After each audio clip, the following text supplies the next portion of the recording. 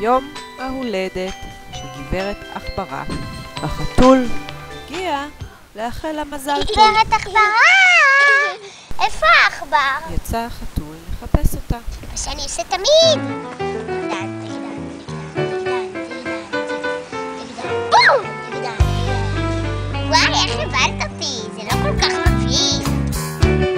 גברת עכברה? הכירו בבקשה את הנסיכה. באתי לקטוף פרחים מהלילה. אולי לא כדאי לקטוף, כי הם יותר מדי יפים ולא כדאי להזיק להם.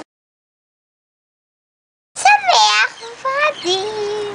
אוי, מי זה על הורדים שלי? עכשיו שהם פרחו. אני רוצה לשכב קצת. אז למה לא תשכבי במקום אחר?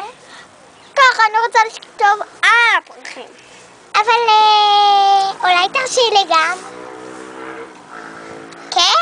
אני מתחבא לחתול. אז תתחבי. יואו, צ'וס! גברת עכברה!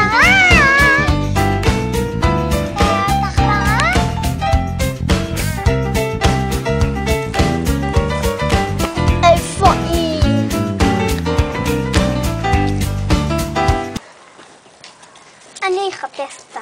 החתול פוגש בנסיכה. כן, על שאת יותר טוב. אוי, שלום עכשיו. שלום מלכה שלי. מלמטה. גברת עכברה. גברת עכברה. אני ישנת לי.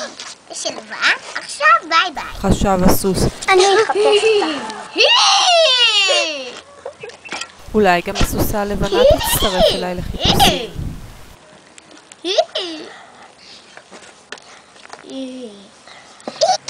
כן. שלום מלכה שלי.